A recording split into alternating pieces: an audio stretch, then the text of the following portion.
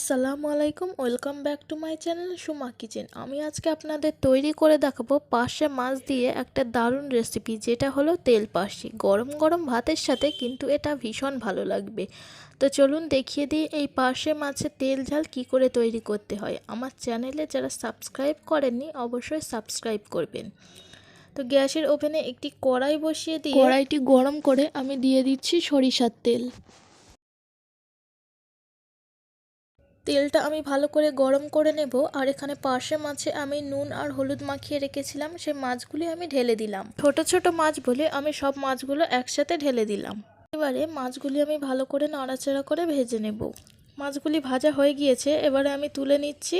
আর কড়াইয়ে ওই তেলে আমি আর একটু সরিষার তেল অ্যাড করে দিলাম। এই তেলটাও ভালো করে গরম করে নিয়ে আমি দুটো মিডিয়াম সাইজের পেঁয়াজ কুচি দিয়ে দিলাম। পেঁয়াজটা ভালো করে নাড়াচাড়া করে আমি লাল ব্রাউন কালার করে ভেজে নেব।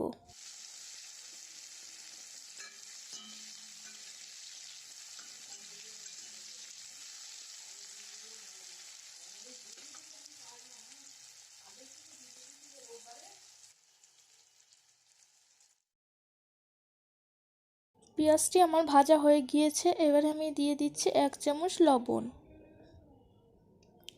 আর হাফ চামচ আদা রসুন পেস্ট দিয়ে আমি ভালো করে নাড়াচাড়া করে নেব পেঁয়াজের সাথে।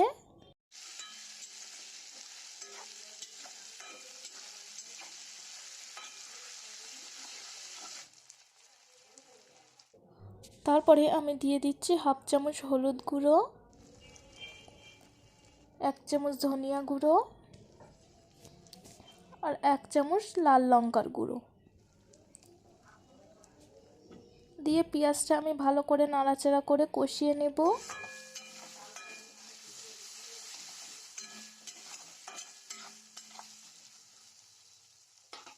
এবারে আমি মশলাটা কষানোর জন্য অ্যাড করে দিচ্ছি অল্প একটু পানি।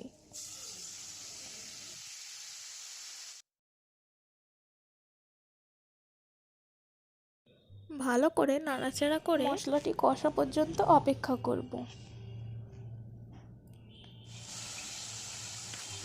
এই যে আমার মশলাটি কষানো হয়ে গিয়েছে, আরও ভালো করে নাড়াচাড়া করে আমি মশলাটি কষিয়ে নেব।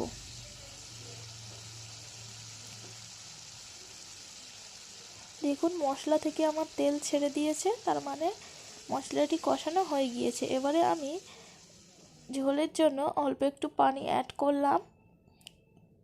আমি খুব একটা বেশি ঝোল রাখবো না, তার জন্য আমি অল্প পানি অ্যাড করেছি। ঝোলটি ভালো করে ফুটিয়ে নেব।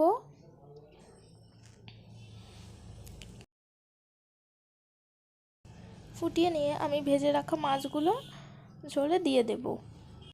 মাছটি দিয়ে আমি 2 মিনিট ভালোভাবে ফুটিয়ে নেব। মাছ ঝোলটি আমার প্রায়ই হয়ে গিয়েছে। এবারে নামানোর আগে আমি মাছ ঝোলের উপরে ছড়িয়ে দেব অল্প একটু জিরের গুঁড়ো। মাছ ঝোলে জিরের গুঁড়ো দিলে খেতে খুব সুন্দর হয়।